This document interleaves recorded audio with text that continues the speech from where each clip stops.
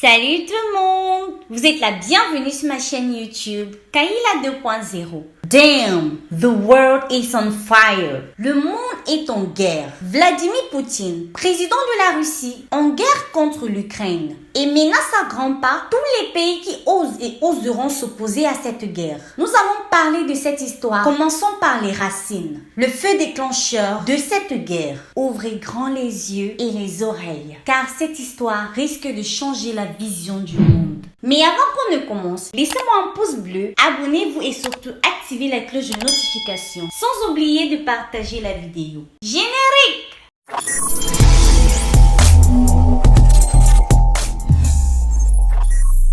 Subscribe.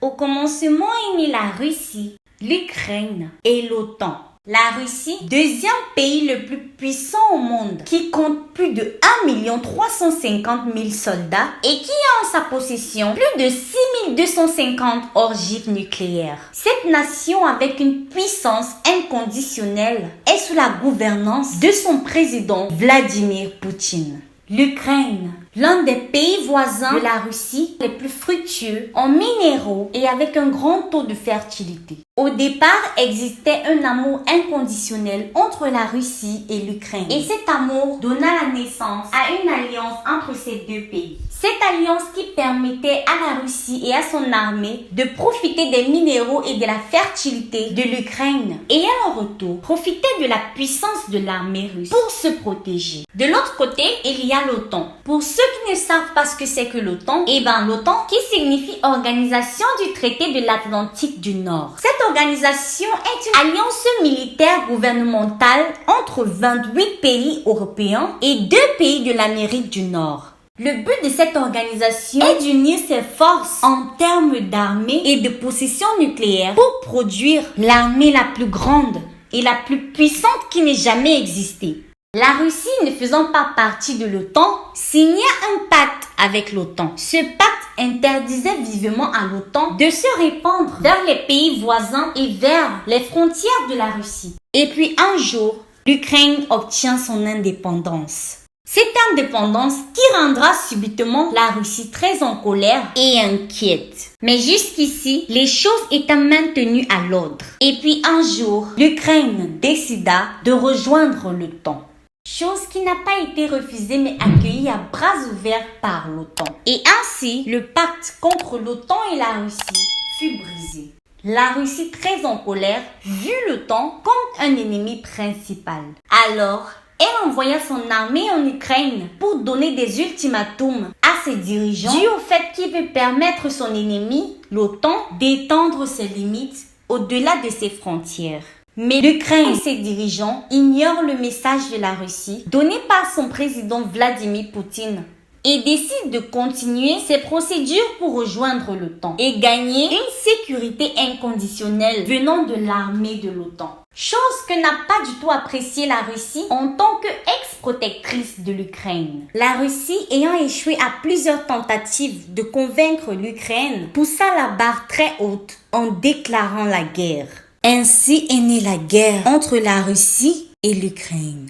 Une réunion plutôt froide s'est tenue entre le président de la France, Macron, et le président de la Russie, l'indomptable Vladimir Poutine, pour faire taire la guerre. Cette réunion avait l'air plutôt distante, froide et méfiante. Aucun accueil chaleureux a été fait pour le président français et d'autres l'ont même appelé un accueil d'humiliation.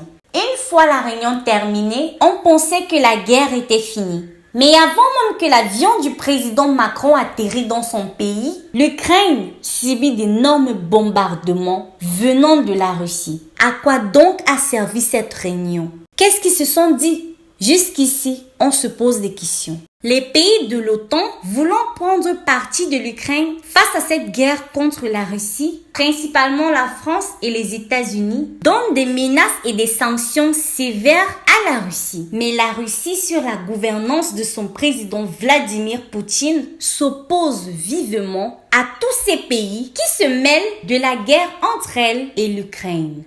L'Ukraine aujourd'hui qui subit des attaques de bombardement venant de la Russie en souffre terriblement, mais obtient d'aide financière et des promesses d'aide militaire des pays de l'OTAN.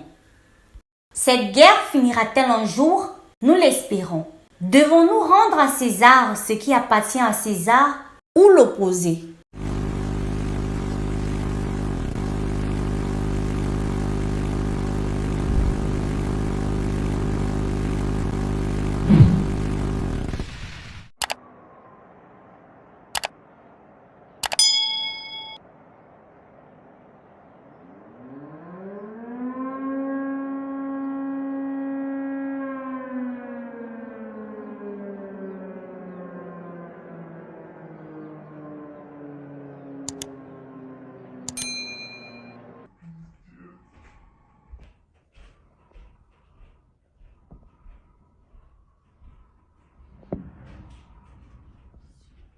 Это ж, блядь, откуда они сами?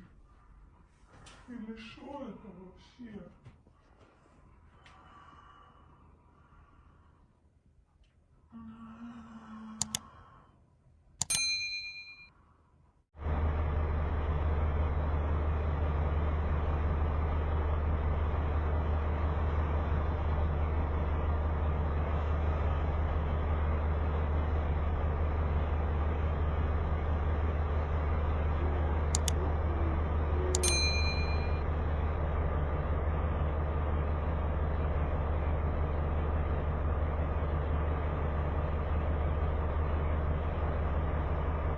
Ceci marque la fin de notre vidéo d'aujourd'hui.